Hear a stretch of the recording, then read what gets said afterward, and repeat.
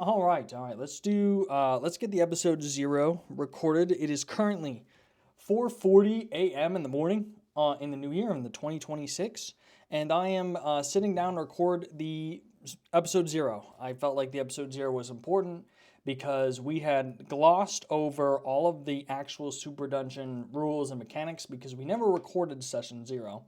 So for the audio listeners, you guys have like no idea what's going on in this campaign. You're jumping in blind. It's not your average D&D campaign. And so I felt like making a quick, hopefully 15-minute long little session 0, just for you guys, little session 0. And so I mean, I don't even know how to start this. It is 4:40 in the morning on the new year. We recorded all this stuff last year before the holidays, and I'm now just trying to get everything organized and uploaded. And upon re-listening to the first episode to upload it for the premiere, I realized I never recorded the episode 0 because I was so busy with the holidays that I now have to sit down and record this at 4:40 in the morning. So anyway, I am Brody. I'm the Dungeon Master here at the Lost Dungeon Creatures. I am the ringleader. I messaged all my friends last year and I said, we've been playing this game for, I don't know, probably 10 years since middle school now, most of us anyway, and I feel like we should at least attempt to do something cool with it. So we're going to upload and start with a new edition, new us, and we're going to record and we're going to upload our sessions. And if people love it, great. And if we get famous, great, but we're just in it for the fun. We're not actually in it for any of the actual publicity or anything like that. Don't get me wrong, it would be awesome if we could skyrocket, but wishful thinkers, you know what I mean? So anyway, excuse me, here we are. We are on episode 0, trying to read my notes and kill time, I suppose. 15 minutes, by the way. This is what I'm shooting for, 15 minutes. I doubt I've even hit that already. Anyway, so our group, we've been playing, like I said, for about, I don't know, I want to say 15, 17 years now, the half of us, and the other half of us have been, they joined recently about a year or two ago. And when the other half joined, so Ace, Jared, and Jessica joined the group, they joined the group, I would say near the end of 5e, like we played, I think, 3 campaigns in 5e, and when we were playing 5e, at the start of 5th edition, we did the Super Dungeon. I whipped up this dungeon crawl style campaign full of mini games or whatever, just so we can get a crash course of 5e because we skipped 4th. You can't blame me. I skipped 4. Okay, we went from 3.5 to 5. I did not play 4 with these people. I tried to play 4. I couldn't do it. I didn't like it. I was very surprised at how easy 5e was, and the Super Dungeon was a lot of fun. We had other players in the group then, but that was years ago, and we were just there. And so we played through 5e, and it was all right. It was good. The Super Dungeon had a lot of flaws. It was my first 5e campaign. It was Crash Course. And reflecting back on it over the years, my players, they had a lot of fun. They loved it. They came together. They solved a lot of puzzles. I like making dungeons. We are definitely war gamers and not like heavy actors for sure. I don't know if we'll ever play Daggerheart, but if we do, it'll come out in full form. We have no charisma. This is not a charisma group. I shouldn't say no charisma, but we definitely don't have a lot of it. We are definitely more intelligent players. We play a lot of war games. So the Super Dungeon was perfect. And so the other half of the team heard us talk up the Super Dungeon for 3 years, and they're like, you guys did the Super Dungeon for 5e. Can we do it for 2024? We call it 5.5 because we're dumb. I don't have an excuse. We're dumb. I'm dumb. I started calling it 5.5 and they call it 5.5. It's 2024. I got to unwire my brain into saying 2024. But we are playing 2024 and they said, hey, can we do the Super Dungeon? Because you guys have been talking about it and we really want to try it out and it sounds like a lot of fun and we want to be included in those memories. And I said, you know what? Yes. Yeah, we can do that. So we did the Super Dungeon. We're doing the Super Dungeon now, and we're having a blast. We're having some issues with recordings. You guys will see as we're moving forward. You definitely will be complaining about a few things in the first 4 episodes because I just set up the mics and we just recorded all 4 of them that day. I should have quality checked a couple of the things. The snacks were a problem for sure. The snacks are gone. We banned them from the table. Don't worry. It was fun. Well, we've definitely had ups and downs, but nobody's first podcast is ever perfect. I've tried Twitch streaming before in the past. I've uploaded YouTube videos. I've really tried this already with YouTube, And this is kind of like my last attempt. If this doesn't work out, well, I'm almost 30 and I'll move on. Because if you're making content at the age of 30 and you have no viewers, I think you need to do something else. That's my motto. So I said I have a few years. Let's try it out. So we're doing the Super Dungeon in 2024 only because, again, it's the crash course of the rules, which granted 2024 isn't a big leap from 5e. It's actually very close to it, but it honestly, it's a really nice way to test out the combat mechanics because when you're, again, we're war gamers, but also for a role-playing game, a lot of the questions, a lot of the things that I think slow down podcasts and just generally players in general is rules and combat rules and mechanics and all that stuff. So yeah, so we do a lot of combat, obviously, in this campaign, and we have a lot of house rules, obviously, as a group. We are trying to stick to a vanilla 2024 as best as we can. I know the Artificer book just came out and there's no Artificers in the campaign, but in the future I probably will include all of the other books because I have so many of them and I just want to use them. I love using Kobold Press's books. I love using books from Three Black Halflings. I love using all of that homebrew stuff.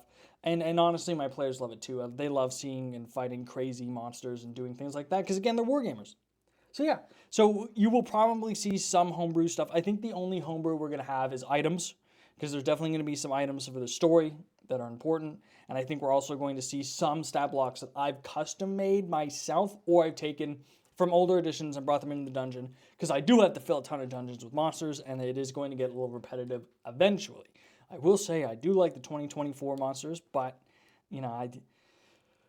I don't know why I put a button there. You can tell it's 4:45 right now and I'm recording. It's been 8 minutes. We're not hitting the 15-minute mark. This is no chance. No shot. No shot at all.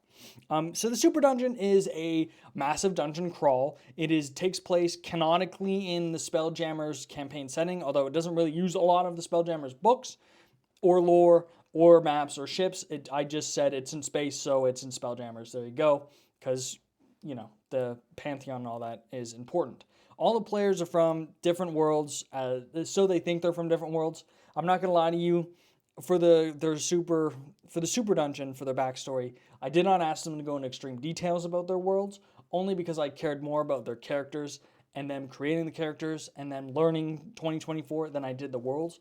We probably could have worked a little bit more on that, but we didn't.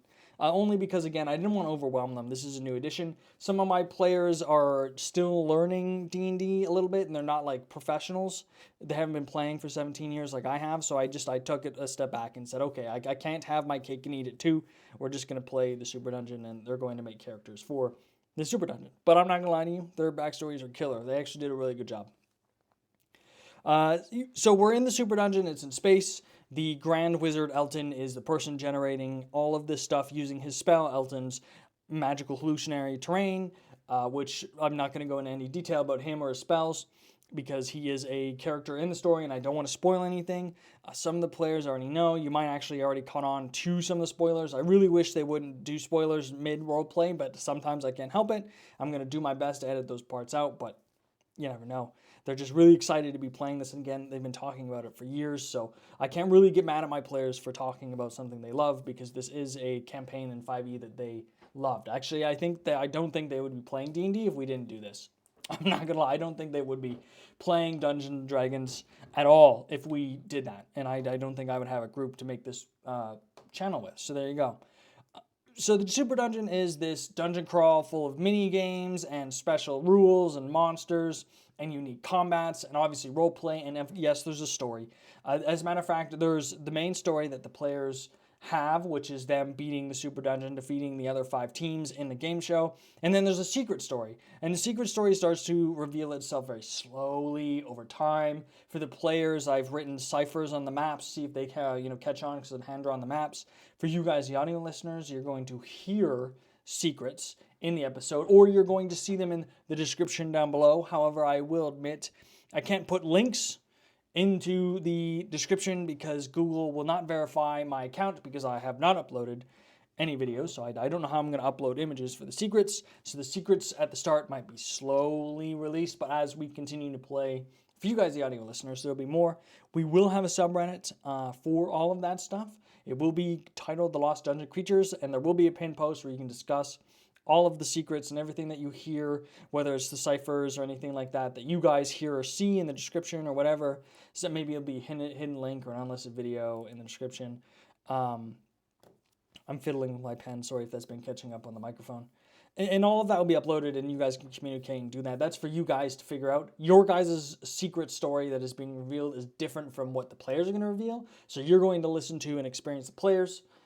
The people like Amanda are going to reveal stuff like that for the players, and then you guys are going to have your own story, and you're going to reveal your own story through all of these secrets that I'm going to give you guys and the secrets that I'm giving to my players. I'm also not going to lie, I'm probably going to hide some secrets around the house. In the studio that we built the studio after the 4th episode, unfortunately. But yeah, for them, and they're going to do that. And of course, I've encouraged my players to go out and communicate with you guys and interact with all of you for that special secret story. The secret story and the main Super Dungeon story at one point will collide, obviously. But I'm not going to tell you anything about either of them because it is a secret and you have to figure it out yourself. So the Super Dungeon, as I said earlier, has mini games and special features. You've already probably listened to episode 1, and if not, you'll notice there's the special guest mechanic. The special guest mechanic in the game is Elton inviting famous figures from D&D lore.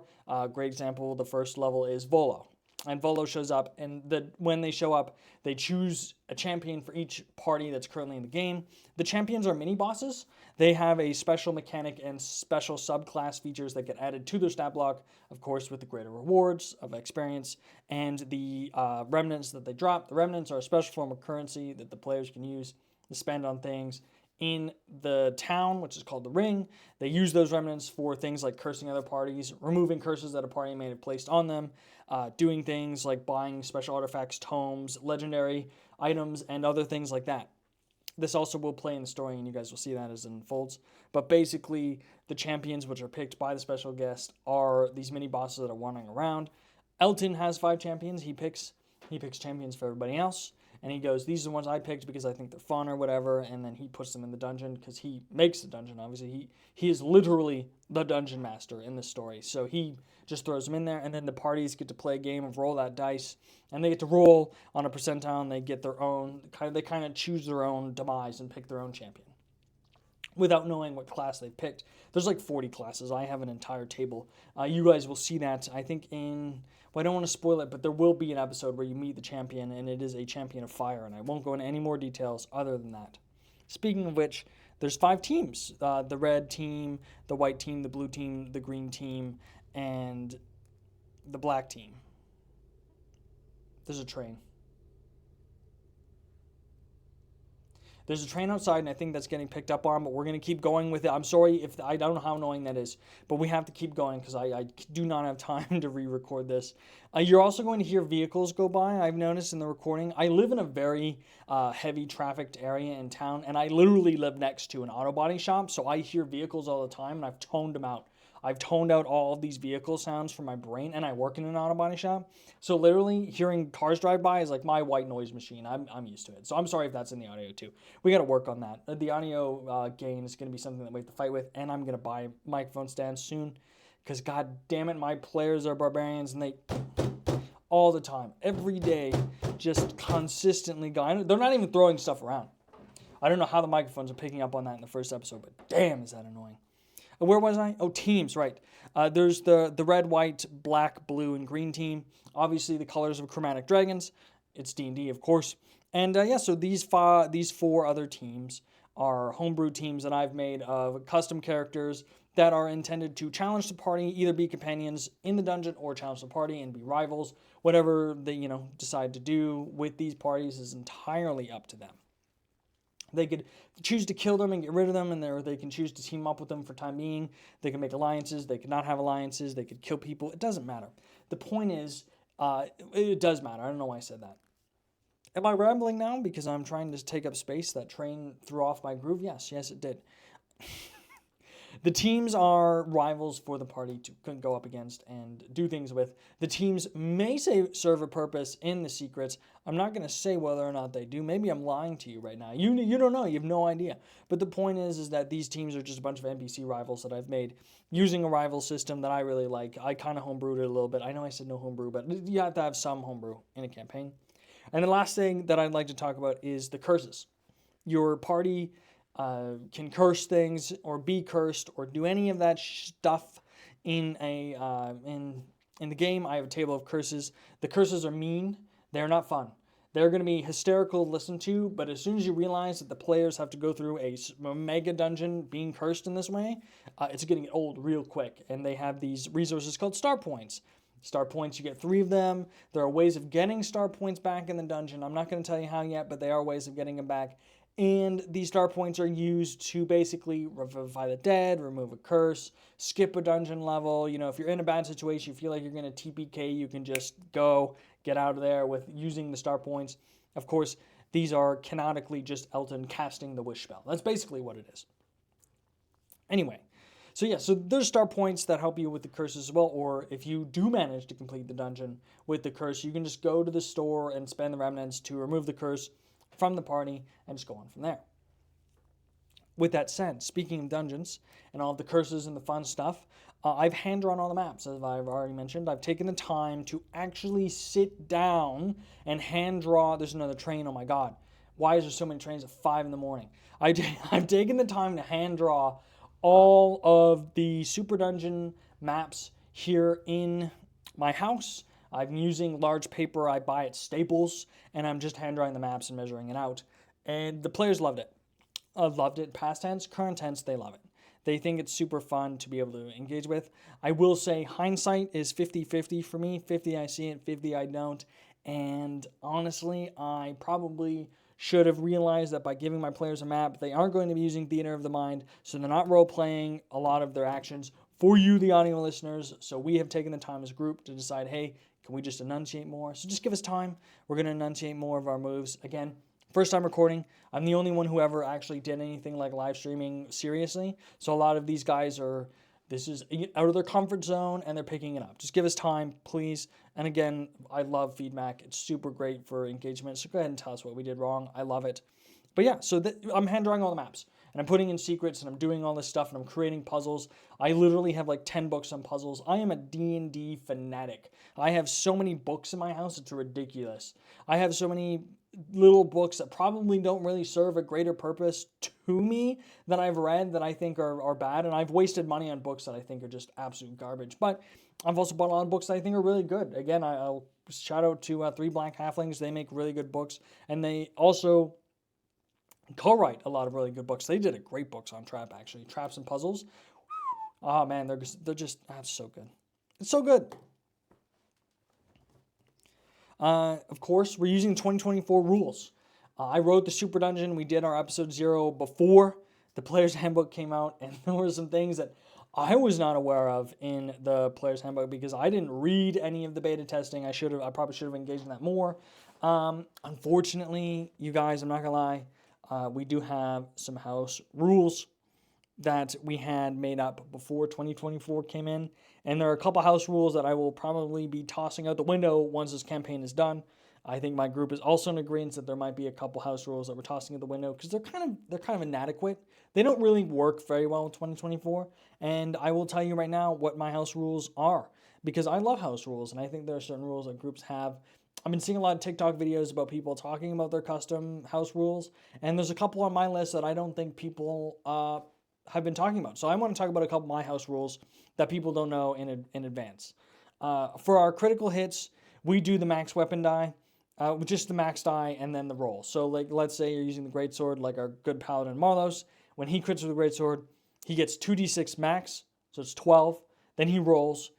Whatever he rolls, he adds to the 12, and that's how it works. We used to roll 2 dice, but I found that the numbers weren't good enough, so we've swapped to this system for 2024. Our crits actually feel like crits, and they actually do a lot of damage, so we're going to stick to it. I haven't decided if I'm going to do the max die rule for things like Divine Smite, Hunter's Mark, Sneak Attack. I might just give it to them. I'm a pretty lenient dungeon master, and I like for my players to feel like they really have that moment, so you might see me let those ridiculous damage dice go through just for a laugh. One of the homebrew rules that I think a lot of people don't use, and this is something I use, is I hate the base poison in the game. Poisons used to be super important in D&D, and they're not anymore. So for players, mostly for the players. I have allowed poisons to just be a reverse version of healing potions. So basic poison is 2d4 plus 2, and greater poison is 44 plus 4, and so on and so forth. They're worth 20 arrows or 1 minute's worth when dumped on a weapon, unless your weapon is specially crafted, but that's a homebrew weapon. We're not going to talk about that. So yeah, so you get all these fancy poisons that are also just potions on your weapons. Of course, I didn't get rid of the wyvern poison. Of course, I have that. They did give us more poisons in the DMG, mostly for flavor.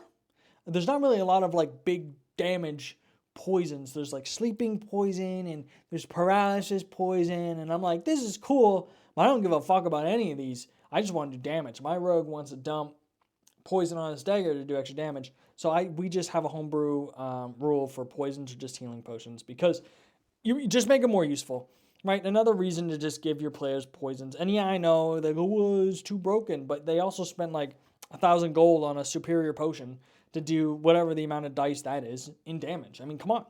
You just let them have fun, right? That's my rule. Everybody has to have fun. Speaking of potions, I took this straight out of the Stinky Dragon handbook. Sorry, I heard this on the Stinky Dragon podcast and I said, I'm taking this rule. Potions are bonus action or an action. Healing potions are bonus action or an action. If you drink a healing potion as bonus action, you roll the dice. So if you drink a basic healing potion, you roll 2d4, add 2, and you get it as bonus action. If you take the full action to drink it, you get the max. So you get whatever the math equals for that healing potion as a max because you've done your action to down that fully and carefully. I love that rule. It plays with turn economy and allows my players to actually get the bang for their buck at the sacrifice of their action, which is pretty important. That's a pretty expensive thing to be spending on healing, let alone drinking a potion, because you can cast a healing spell. But for those tanks that may are like, well, I could attack right now, or I could save myself from going down. So yeah, so I like that rule.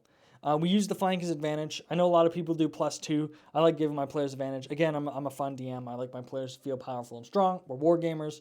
I come up with crazy monsters sometimes, so I give my players as much leniency as I can. You will see that in the Super Dungeon. There are some fights coming up that I've been making for future dungeons where we might TPK. I'm not going to lie, I do not pull my punches because I give my players so much, but damn. So yeah, so flank is advantage. If you one of the house rules, which is kind of a little confusing, is your default spell casting modifier. If you're casting a spell but are not a spellcaster, so barbarian, your default is con for your spell casting modifier. That doesn't really come up as much, but that is a house rule that I like to have. So if you're like a barbarian or whatever, and you have a charge that lets you use an item, but it says specifically that you get to use your spell casting modifier, but you don't have one, in the case that it shows up, it's Constitution. And I do surprise rounds, okay? I do surprise rounds for the monsters, and I do surprise rounds for my players. I know that everybody has a surprise condition, and it's new. Not me. If you put in the work to sneak up on the orc camp while they're sleeping, I'm going to let you have that round. I mean, I can't not have all these other rules and just say, yeah, no, sorry, you just have advantage on whatever. No, just have the whole round. Just have it. You worked for it. If they work for it, they can have the whole round. And when I mentioned earlier that we were going to toss house rules out the window, this is one of them. In the previous edition of 5e, I allowed my players to have heroic inspiration stack because I feel like if I have the incentive of stacking heroic inspirations, they're not going to Skyrim hoard their inspiration points to then spend later on a date that's important. They know that I give it out generously, and they just go. In the Super Dungeon, you get heroic inspiration a lot easier because when you roll a critical hit on an attack roll, you get one. Now, with that said, the heroic inspiration has changed for 2024 and it is much more viable. And I think for future campaigns, I'm not keeping that rule. I do not think they're going to stack. There is a trade-off in the Super Dungeon where you lose all of them on a long rest. So they're a resource that you gain and lose for the mini games. But honestly, I'm not keeping that. You get to reroll your damage now too? Nah, look, I'm lenient. I like doing a lot of damage, but the new heroic inspiration is just awesome. And you get feats and class abilities that you just get to have them like human.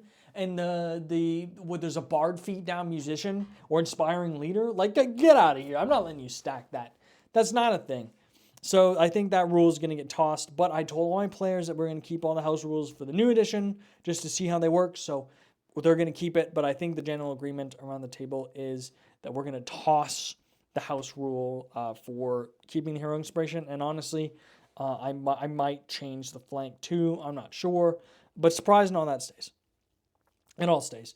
26 minutes. We did not hit 15. We're like an extra 10 minutes later. I want to know what your house rules are. You tell me down below in the description. I want to know what your house rules are. I want to hear them. I want to read them.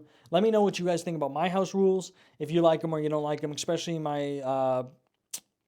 for my poisons and my con spell casting. I take that one very seriously. No, I don't. I really don't. But yeah, let me know, because I want to know down below what you guys think. And if there's anybody who has any questions about the Super Dungeon, when our YouTube channel gets verified, I will be uploading the Super Dungeon module, the rough draft that I have, the handout I gave to my players, in the description for you guys to have so you can use it. I don't know if I'm going to upload the dungeon tables yet, only because the maps are hand-drawn and not digital, and I can't upload those. We'll see. If this channel, takes off and we have a lot of fans, I might consider making Elton's Guide to the Super Dungeon and giving you guys the ability to play this style of campaign with your friends. If you like the campaign, listen to the secret story before you make up your mind, obviously. But yeah, I don't have anything else. I think that's it, Brody. I think you nailed it. 27 minutes right now. I'm coming in.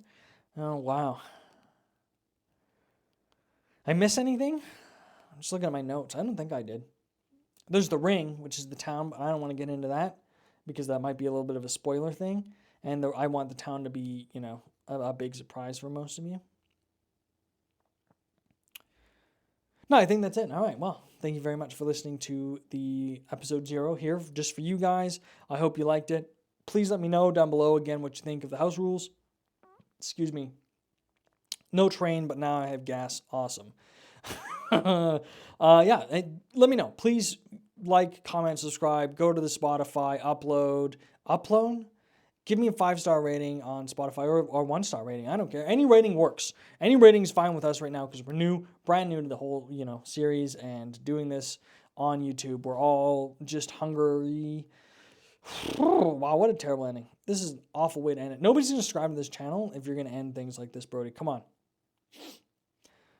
Thank you very much for listening to the episode 0. I wish you all the best night. Happy New Year 2026.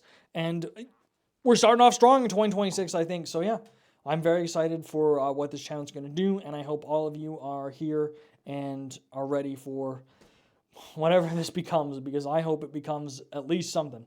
And I'm dedicated, and we're going to work very hard for that. So thank you very much.